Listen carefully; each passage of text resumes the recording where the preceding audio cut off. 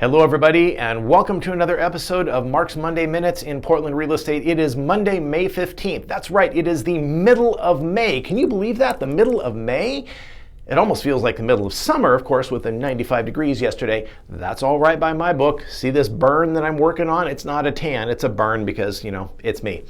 I'm here for 3 takeaways today, 3 quick points, and we'll get into the numbers and then we'll come back to these 3 points. First of all, we are being driven in a supply and demand market. That is the defining characteristic of our market.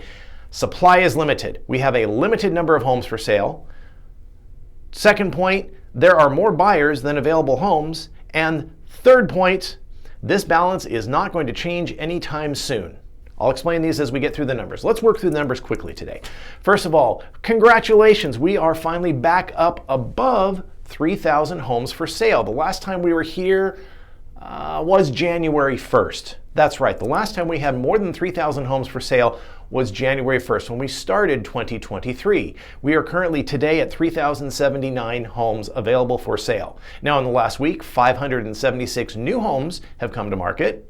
511 have gone pending. That's an 18% increase of new homes and 16% homes that go pending in the first week. So we're just barely getting ahead and getting our numbers back up. This is how quickly homes are selling, folks. Once again, go back to point number 1, supply is limited. The number of homes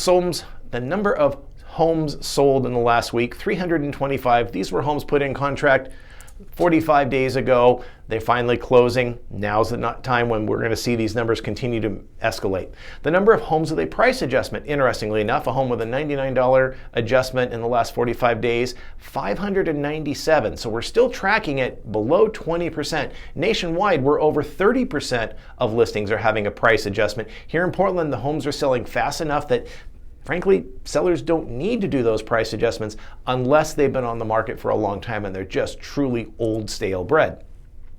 Number of sold homes in the last 30 days, 1,530. That gives us right at that 2 months worth of inventory.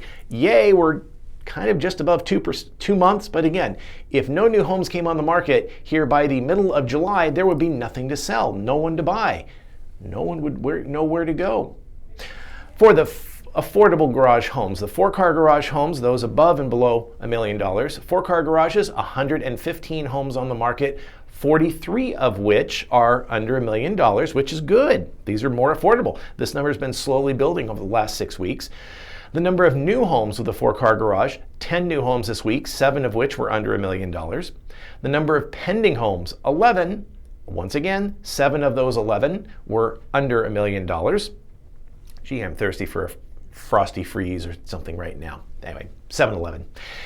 Number of sold homes in the last week, 5 homes have sold with a 4-car garage, 3 of which were under $1 million. The number of homes in the last month that have sold, 20, which makes sense. 4 to 5 weeks makes a month. 20 homes, 8 of which were under $1 million, giving us roughly, if you look at the numbers, but they're so small, we're looking at 5-month supply of homes with a 4-car garage. Don't let that fool you. Begin.